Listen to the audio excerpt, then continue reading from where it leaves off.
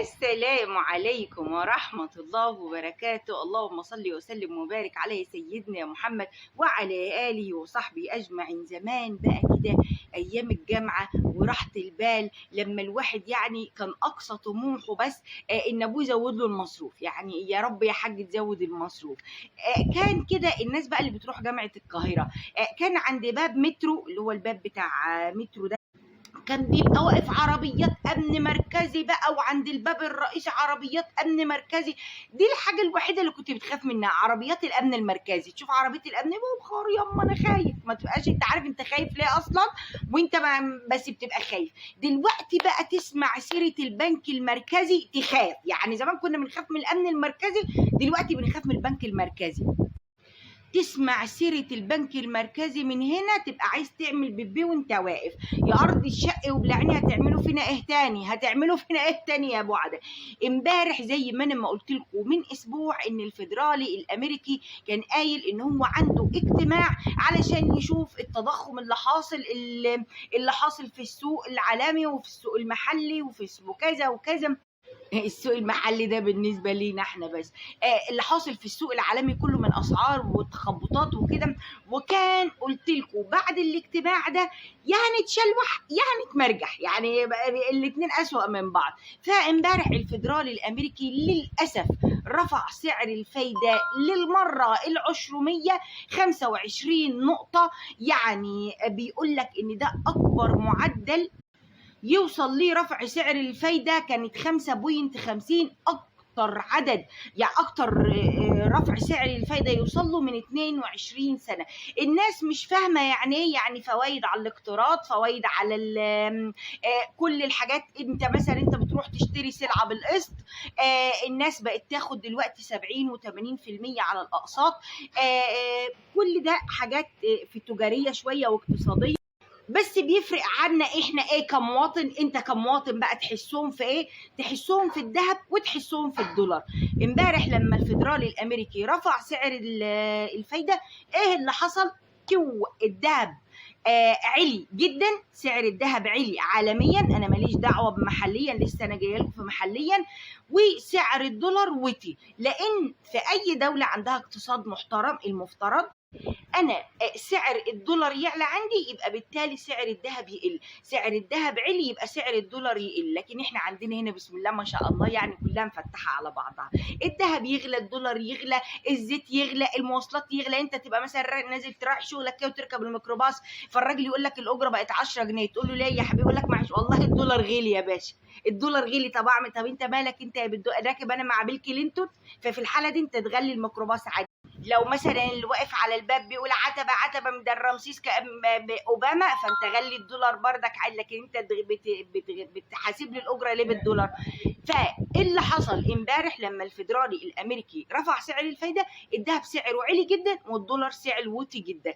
طيب ده المفروض احنا كمصر بقى يعمل عندنا ايه؟ احنا بقى عندنا امن المركزي، قصدي البنك المركزي، هيجتمع يوم 5 أغسطس.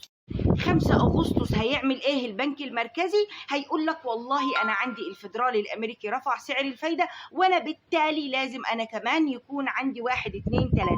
في توقعاتي ان هو هيثبت سعر الفايده عندنا، ما اظنش ان هو هيرتفع.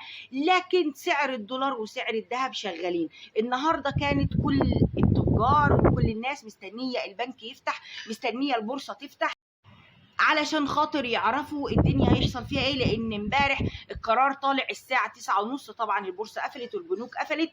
الصاغه بتوقف البيع في الوقت اللي زي ده كده لحد لما تعرف طيب هو احنا الاسعار هتبقى ايه. طبعا هو لو يعرف ان هي هتقل فهيبيع عادي، لكن هم بيبقوا توقعاتهم ان الذهب هيرتفع. لكن النهارده لسوء حظهم ان الذهب مستقر زي ما هو، لكن الفراخ هي اللي زادت. والله يعني مش عارفه الفراخ ايه اللي حشرها في الموضوع، كل شويه تلاقي اي نصيبه تلاقي الفراخ نطه في الموضوع. طيب الفيدرالي الامريكي رفع سعر الفايده، الذهب مغليش عندنا حتى الان، يعني حتى الساعه اللي انا بكلمكم فيها دي الله اعلم ممكن شويه يحصل فيه ايه، لان طالما اجتماع البنك المركزي لسه ما حصلش فيحصل تخبط جامد في الدولار والذهب. لان احنا بسم الله ما شاء الله السوق عندنا بلا رابط، او البلد كلها يعني تم. كل واحد بيبيع بالسعر اللي هو عايزه. فطالما ده ما حصلش هتلاقي الاسعار عماله بتعلى وتغلى. فالفراخ تغلى ليه؟ انا ما فهمتش برضه. يعني الذهب والدولار اللي هم اساس الليله كلها ما غليوش، انا الاقي الفراخ غليت ليه النهارده؟ يعني انا مش فاهمه. واكلم الراجل قلت له الفراخ غليت ليه؟ طب قول لي كلمني كده. يقول لي حضرتك اصل في تعويم جاي. طب في تعويم جاي، انت بتبيع الفراخ غاليه ليه؟ بتبيع الفراخ غاليه ليه يا حبيب قلبي؟ طب ما تقول لي بقى اشرح لي. لكن للاسف لو احنا ما عومناش المره دي، وان شاء الله يا رب ما يعوموش يا رب، لازم للاسف على اخر السنه يكون عندنا تعويم. لان البنك صندوق النقد الدولي شرط ان يعني الجنيه مش يتعوم بقى، يغطس كده وما تطلع لناش تاني. فانتوا الايام اللي جايه من المحتمل الكبير قوي قوي قوي انكم تلاقوا زياده في الاسعار للاسف. من المحتمل الكبير قوي انكم هتلاقوا ان سعر بقى كل حاجه انتوا ماشيين تلاقوها غليت. زيت، سكر، سمنه، رز، جبن، بيض، فراخ. انا مش عارفه البيض والفراخ ايه اللي حاشرهم برضك، وهم دول عندنا في البلد عادي، بس انا مش فاهمه يعني هم حاشرين نفسهم ليه. فده لان البنك المركزي على ما ينعقد يوم 5 أغسطس فالناس اجتهاد شخصي كده من نفسهم. يعني هم لقوا ان في اجتماع للبنك المركزي، فيقول لك هو يقول ايه يا عم؟ هيقول لك هنعوم. طب ما احنا نسبه احنا نصحى قبل ابراهيم ونعوم. فانت تصحى قبل البنك المركزي، وانت كتاجر تعوم قبل البنك المركزي ما يعوم، ويجي البنك المركزي لو عوم تعوم انت كمان ايه، وابقى عومت مرتين. يعني ايه اللي فيها يعني؟ فما انا مش فاهمه يعني. للاسف بيقول لك ان ده مش هيبقى اخر اجتماع للفيدرالي الامريكي في السنه دي، في اجتماعين تانيين، والاجتماعين التانيين من المفترض برضو ان يحصل فيهم تاني رفع سعر الفايده. ربنا يسترها ويعديها على خير، عشان احنا بنشيل دماغنا ما بنلحقش. هبت تتكفي تاني على وشك، تيجي تشيل دماغك تتكفي على وشك. فربنا يسترها ويعديها على خير، لان احنا مش فاهمين اي حاجه ومش عارفين اي حاجه ومش عارفين نعيش الحمد لله. فاللي جاي يعني شوفوا اللي فات حماده، واللي جاي حماده اصلا قاعد بيشتم ورايا اهو، عمال يقول لك الله يخرب بيت كده. والله انا لا عارفه هنلاقيها لا من كورونا، لا من حروب، لا من داخل، من ساعه ما دخلوا الاثنين في بعض يطقشوا في بعض، وانت لا عارف تاكل ولا عارف تشرب ولا عارف تعيش. ربنا يعدينا منها على خير.